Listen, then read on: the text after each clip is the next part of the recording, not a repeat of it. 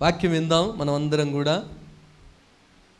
9వ కీర్తన 18వ వచనములో కీర్తనకారుడు దావీదు అంటాడు, ఇక్కడ దరిద్రులు నిత్యము మరువబడరు.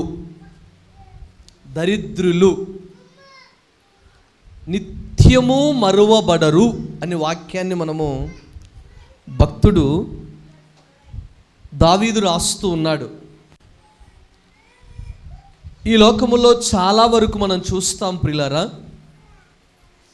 నేను దరిద్రుడిని, నేను దరిద్రురాలిని, నా కుటుంబం దరిద్రమైన కుటుంబం, నా పిల్లలు దరిద్రమైన పిల్లలు,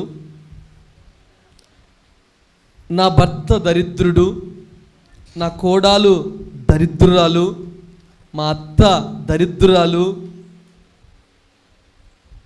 అని ఇలాగూ మనమే ప్రియులరా గాయపరుచుకుంటుంటాం.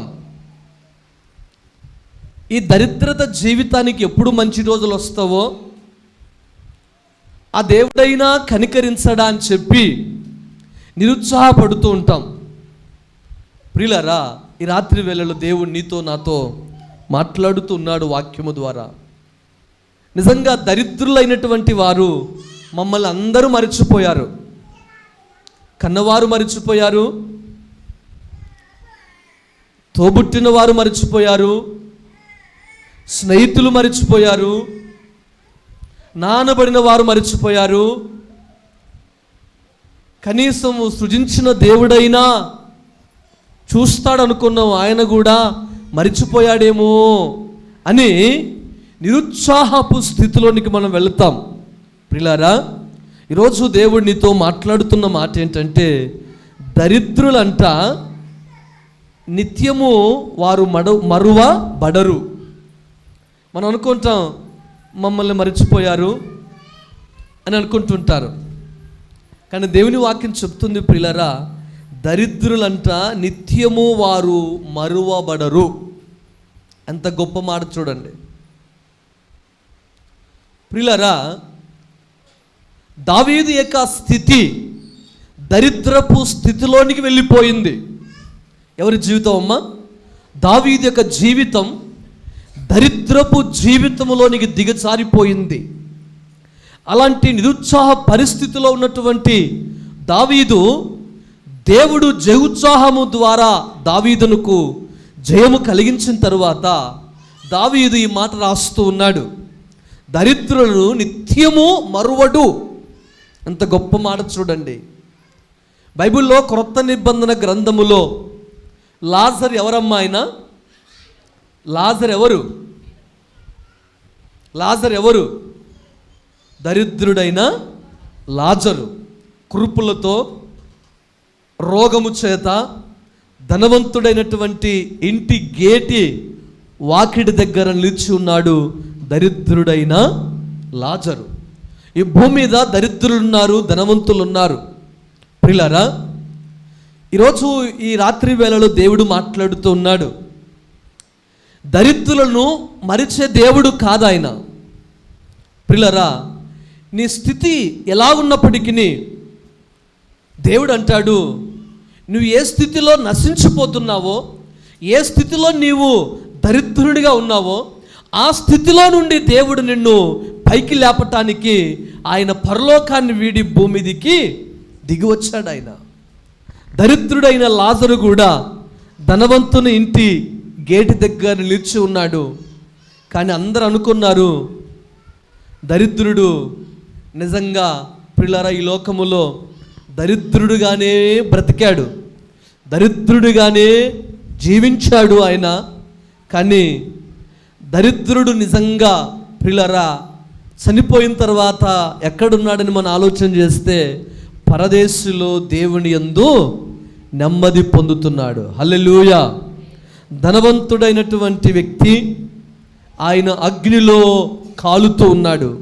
ప్రియులారా, ఈరోజు నీ స్థితి ఎలా ఉన్నప్పటికీ జీవము కలిగిన దేవుని నువ్వు కలిగి ఉన్నావంటే ఆయన నీ నిమిత్తము ఆయన దరిద్రుడయ్యాడు.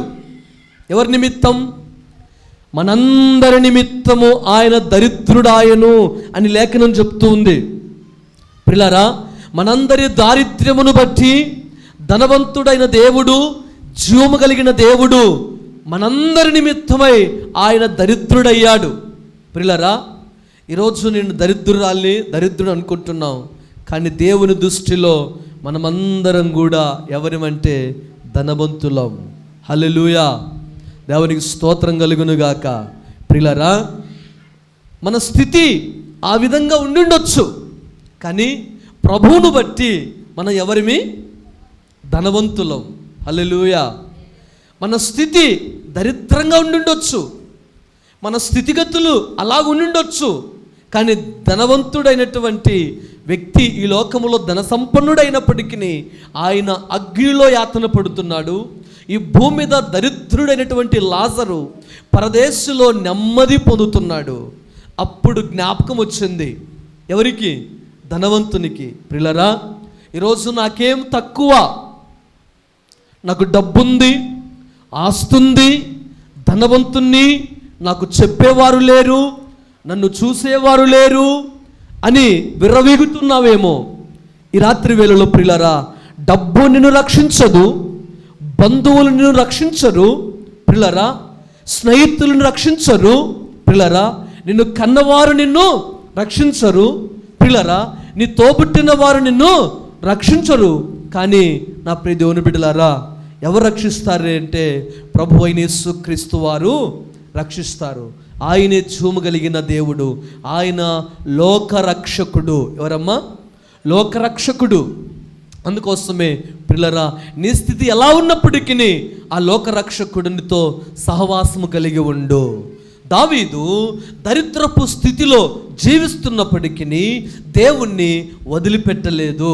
ఈరోజు మనం దేవుని వదిలిపెడతాం, ప్రార్థన వదిలిపెడతాం, దేవుని సన్నిధిని వదిలిపెడతాం, దేవుని వాక్యాన్ని వదిలిపెడతాం ప్రియులారా. కానీ నీ స్థితి, నీ పరిస్థితులు ప్రియులారా, దరిద్రపు స్థితి ఉండొచ్చు, దరిద్రపు పరిస్థితి నీకు ఎదురు కావచ్చు. దావీదుకి ఎదురయ్యింది, కానీ దావీదు దేవుణ్ణి మాత్రము వదిలిపెట్టలేదు. దేవునికి స్తోత్రం కలుగును గాక. ప్రియులారా, దరిద్రుడైన లాజరు కూడా ఈ భూమి మీద దేవుడు ఆయనను మరువలేదు. హల్లెలూయా. మారని దేవుడవు నీవేనయ్యా, మరుగై ఉండలేదు నీకు యేసయ్యా. సుడులైనా సుడిగుండాలైనా వ్యధలైనా వ్యాధి బాధలైనా మరుగై ఉండలేదు నీకు యేసయ్యా. మారని దేవుడవు నీవేనయ్యా, మరుగై ఉండలేదు నీకు యేసయ్యా. హల్లెలూయా. ప్రియులారా, దావీదు యొక్క పరిస్థితి నిజంగా మనం ఆలోచించిస్తే ప్రియులారా, దరిద్రపు స్థితిలో ఉన్నాడు. కానీ దావీదు యొక్క స్థితి గొప్పగా దేవుడు ఆశీర్వదించాడు. ఈరోజు నీ స్థితి కూడా, నీ పరిస్థితులు అలాగుండొచ్చు. దేవుడు అంటాడు, ప్రియులారా, నేను ధనవంతునిగా చేయడానికి వచ్చాడు. దావీదు అక్కడ ఆ వచనములోనే కింది వరుసలో రాయబడింది, బాధపరచుబడు వారి నిరీక్షణాస్పదము ఎన్నటికి నశించదు. బాధపరచుబడువారు, దరిద్రపు స్థితి అని, నా స్థితి పేద స్థితి అని నువ్వు బాధపడుతున్నావేమో. నీకు ఏ బాధ అయితే ఉందో నీవు నిరీక్షిస్తూ ఉన్నావు, కానీ ఎన్నటికీ ఆ నిరీక్షణ, ఆ బాధ దేవుడు ఏం చేస్తాడంటమ్మా? నశింప చేయడు. మనం అనుకుంటాం, నా ఓర్పు నశించిపోయింది, నా సహనం నశించిపోయింది, నా విశ్వాసం నశించిపోయింది అంటాం. కానీ ప్రియులారా, దావీదు యొక్క ఆత్మీయ స్థితి ఈ 9వ వచనములో దావీదు విజయం పొందిన తర్వాత దావీదు యొక్క విశ్వాసం ఏంటనంటే, బాధపరచుబడు వారి నిరీక్షణాస్పదం ఎన్నటికీ నశించదు. హల్లెలూయా, హల్లెలూయా. నశించిపోయే ఆత్మలను వెదికి రక్షించటానికే మనుష్య కుమారుడి లోకానికి దిగి వచ్చాడు.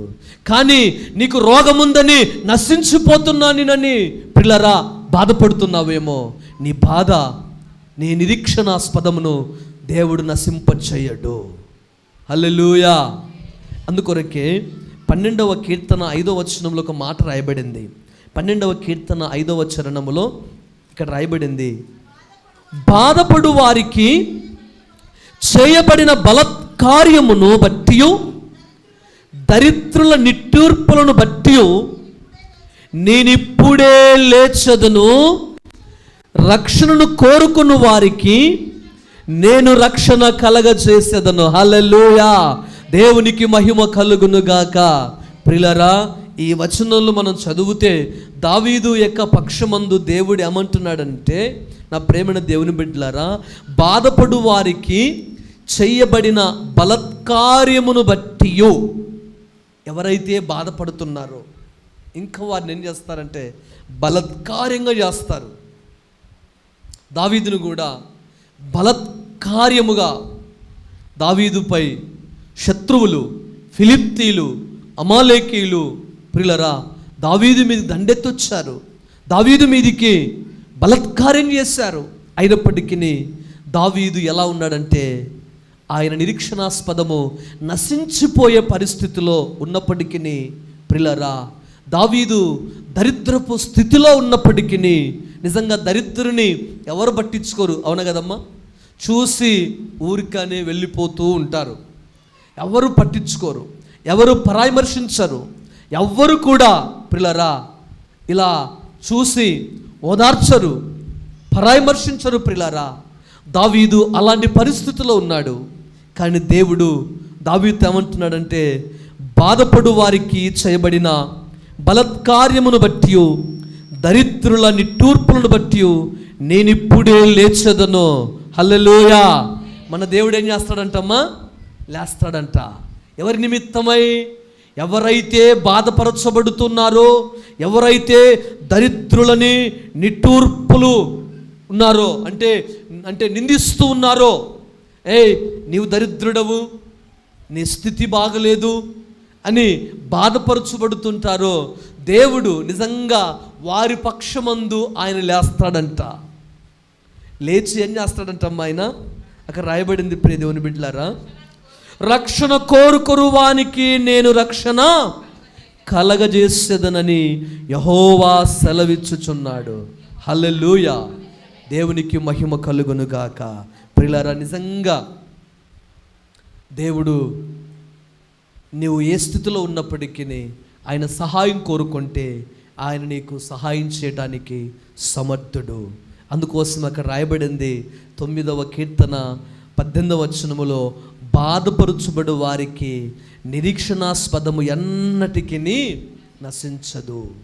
ఈరోజు మనం అనుకుంటాం, నీ ఆశలు నశించిపోయొచ్చు, ఇంకా ఎన్నాళ్ళు ప్రభువా, ఇంకా ఎన్ని రోజులు నాయనా, ఇంకెన్ని సంవత్సరాలు ప్రభువా అని నువ్వు నశించిపోతూ ఉన్నావేమో, నీ ఆశలన్నీ నశించిపోయావేమో. కానీ ప్రియులారా, దేవునితో మాట్లాడుతూ ఉన్నాడు. నీ బాధ, నీ నిరీక్షణాస్పదనని దేవుడు అన్నటికీ ఆయన మరువడు. నిజంగా ప్రియులారా, ఇక్కడ రాయబడింది లూకా సువార్త 2వ అధ్యాయం 1వ అధ్యాయము 53వ వచనంలో ఒక మాట అంటాడు. లూకా సువార్త 1వ అధ్యాయము 53వ వచనములో ఒక మాట రాయబడింది.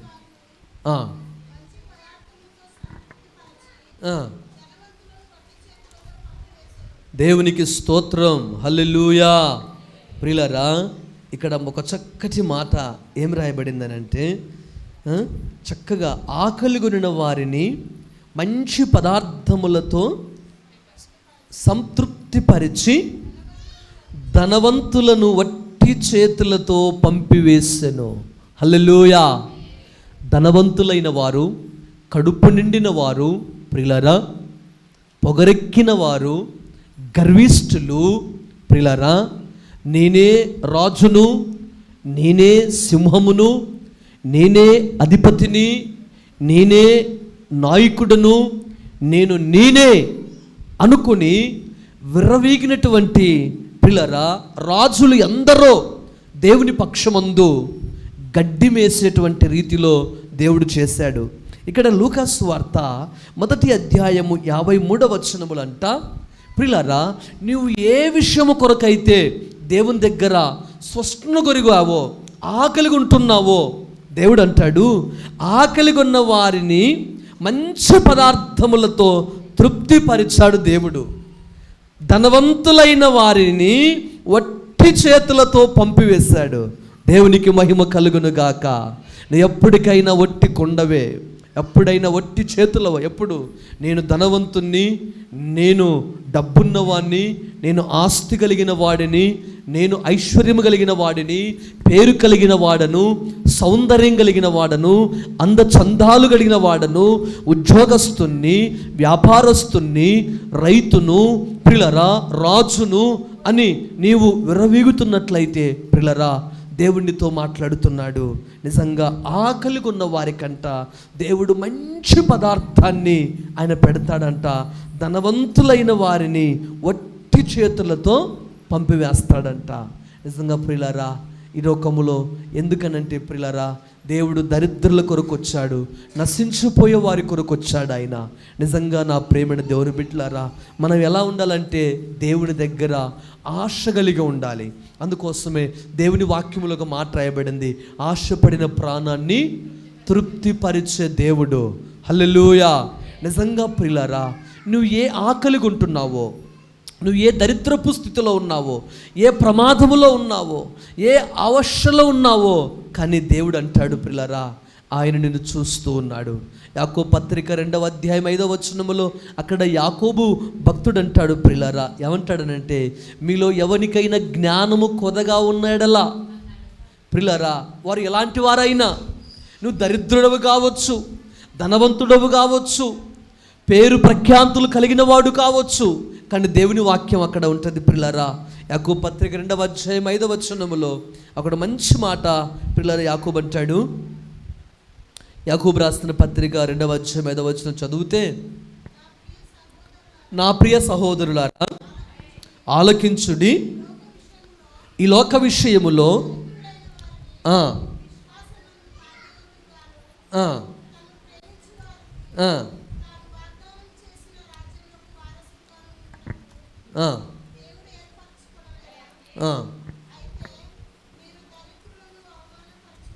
దేవునికి స్తోత్రం. అయితే మీరు దరిద్రులను అవమానపరుచుదురు, ధనవంతులు